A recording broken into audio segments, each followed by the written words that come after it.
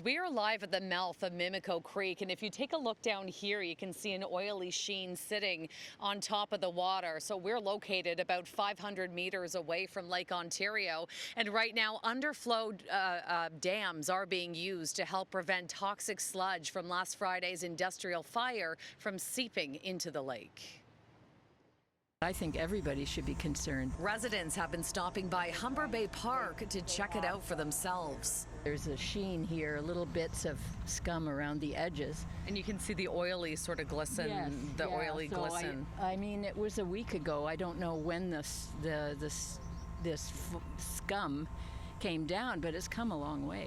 Just north of Lakeshore, our cameras captured the thick, oily foam floating downstream toward the lake. It's traveled more than a dozen kilometers from the chemical plant fire in Rexdale last Friday. Throughout the day, reinforcements have been going up around the mouth of Mimico Creek, and it appears most of the sludge is being contained by the dams. The Ministry of the Environment says while a light sheen can be seen in some areas, the containment and cleanup efforts appear to be effective in controlling any further release of the emulsified oily runoff. City News is being told that operators of Toronto water treatment plants have been put on high alert, and on top of sampling, extra inspections are underway for things like odors and oil sheens. And at this point, there is no threat to drinking water, but the toll this chemical spill is having on wildlife continues to grow. We had rescued 88 birds from this spill. Natalie Carvonen with the Toronto Wildlife Centre tells me a dead minx and dead beavers have been reported, along with thousands of fish, and they've been rescuing more than a dozen ducks a day. Some of the ducks have been in terrible condition when they've come in and have gone straight into oxygen caging,